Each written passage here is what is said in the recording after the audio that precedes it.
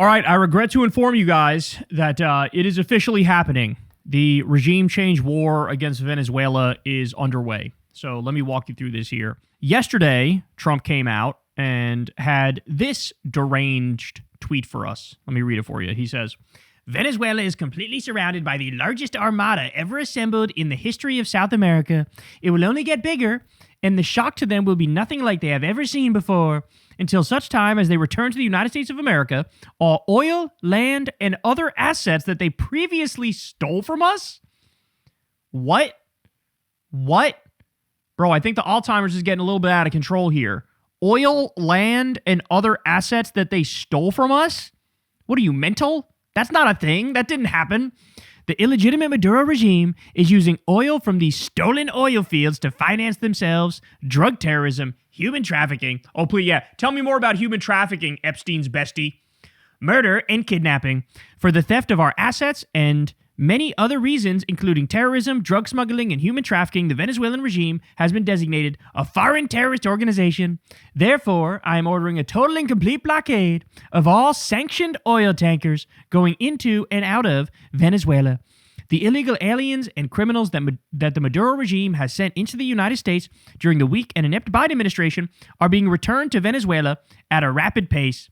America will not allow criminals, terrorists, and other countries to rob, threaten, or harm our nation, and likewise will not allow a hostile regime to take our oil, land, and or any other assets, all of which must be returned to the United States immediately. Thank you for your attention to this matter. So this is just insanely disturbing. Like, here you have this senile, fat, fredophile, war criminal president telling a sovereign country, you need to hand over oil and land and other assets that we're just declaring are ours. But that's not true. That's just not accurate. This is like bullying on a grand stage where like it's regime change is what's going to happen, right? Like that's what this is. Bullying on a grand stage, and the end result is regime change. So we could analyze this one all day. A fucking psychologist could have a field day with what's going on in this guy's head. But let me give you some more. So that same day, ready?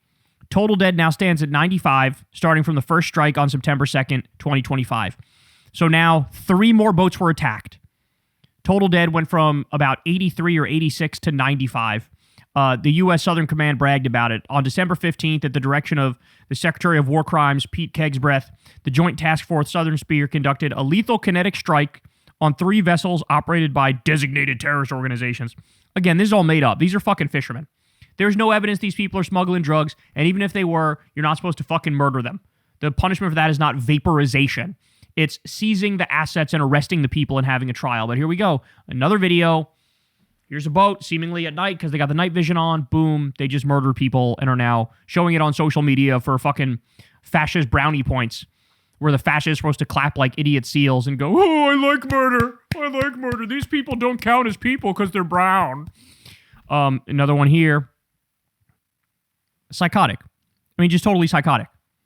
So now, like, imagine being a fisherman who lives in that area and just realizing, like, oh, I really, like, can't go and fish. Because if I do, I could just get murdered. The U.S. government could just do a terror attack against me and murder me and then post the video and fucking joke about it. That's where we are now. So Trump said what he said. This happened the exact same day. And then we get this. Ready? Reuters Venezuela says, tankers make U-turns after U.S. seizure of Venezuelan oil cargo, shipping data says. So as you know, we discussed this. We did a breaking news segment when this happened. The U.S. seized a Venezuelan oil tanker. But it wasn't like this was a one-off. No, that's the strategy now. So as Ben Norton says, the U.S. military is besieging Venezuela. This is the naval blockade aimed at starving Venezuela of supplies and preventing it from exporting oil. The U.S. goal is to make the economy scream to cause an economic collapse. The Trump administration is waging a colonial war of aggression.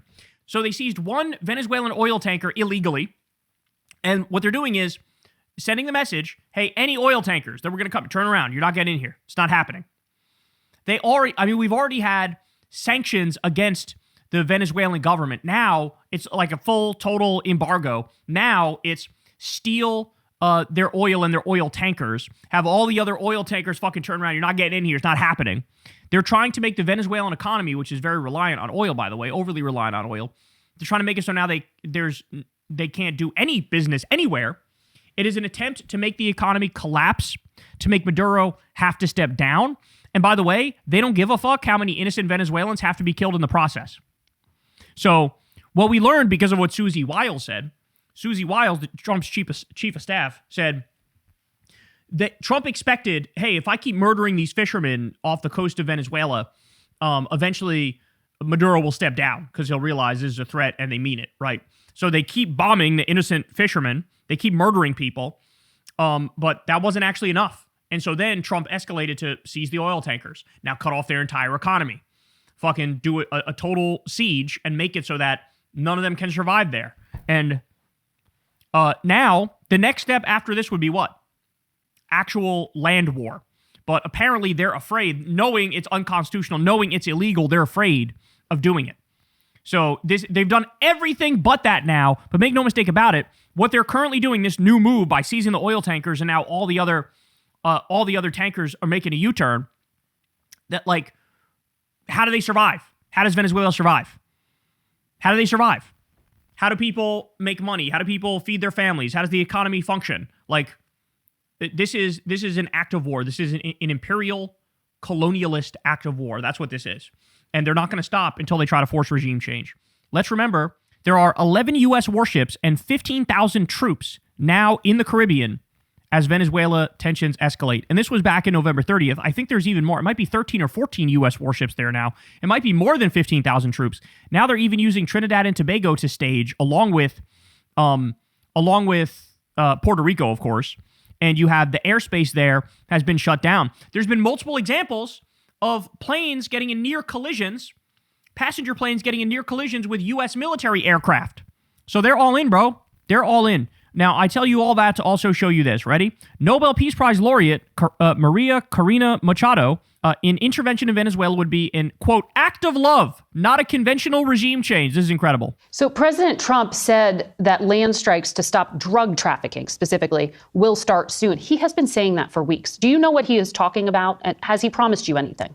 No, I don't know. And well, if I knew, I wouldn't say it, of course, but it's not the case. We are not involved, and we will not get involved into another nation's policy. Okay. Now, by the way, the plan is for Maduro to step down and this bitch to take his place. This woman. So she's lying when she says, I don't even know what she's talking about. Not true. She got the Nobel Peace Prize. She goes, I dedicate this to Trump. What? She had begged Netanyahu to overthrow Maduro. She's openly said, oh yeah, I want the U.S. corporations to come in here and run wild. So she's lying when she says this. For their own national security. But would you welcome U.S. military action? I will welcome more and more pressure so that Maduro understands that he has to go, that his time is over. And I will insist something that I've said several times before. This is not conventional regime change. This cannot be compared to other cases like countries in the Middle East. So she got the memo, right? In the past, she was like, yeah, regime change. Of course, let's do it.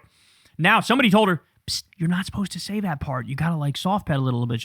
Oh, this isn't I don't even know what you're talking about. This isn't a conventional regime change. This isn't like all the other times where it failed miserably and led to countless deaths and cost a tremendous amount of money and we got nothing positive out of it. We had an election. Regime change was already mandated by over 70% of the population. That's made up. That's totally made up. By the way, people are sharing a poll that has this woman despised by the population of Venezuela. I don't know how accurate that is, but people are sharing a poll about that. They did this in the first term. Remember this? They pretended like this guy, Juan Guaido. They just pretended like he was the president of Venezuela. They were literally going around inviting him to like UN events and NATO events and shit, and he'd walk around and they'd be like, oh yeah, this is the president of Venezuela. No, he's not. They made it up. They tried a regime change in the first term and it didn't fucking work. What we need is support to enforce that decision. How do you square military action with receiving a peace prize? Are we at the point it's necessary? What we're fighting for is precisely freedom in order to have democracy, and democracy in order to have peace. The U.S. supports 73% of the world's dictatorships.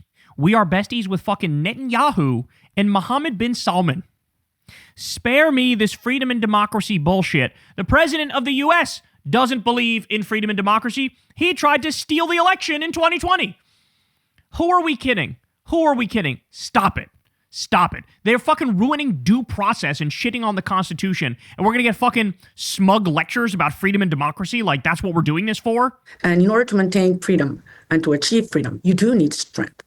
The contrary would be the peace of the dead, in which you have a country under absolute, oppression and simply given in. And that's not the case. It's absolutely absurd that you see a regime, a criminal regime like Maduro, that gets support from Russia or from Iran, and then as a Venezuelan people not to ask support from democratic countries and democratic leaders. That's absolute absurd. We do not have arms. We have our will. We have the power of organization and the power of love, which at the end, I have to say that peace is ultimately an act of love. We're gonna do regime change with the power of love, so it's different. Oh my god. How does anybody fucking buy this shit? Holy shit. All right, but I'm not done, because if Trump didn't make it clear enough in that comment that he just released, where he repeated that you need hand over your oil, hand over your land, hand over your assets. It's ours. It's not yours. It's ours. He said oil like multiple times in that. Again, this is what this is really about. Ready? Here's what Trump said in 2023. Ready? How about we're buying oil from Venezuela?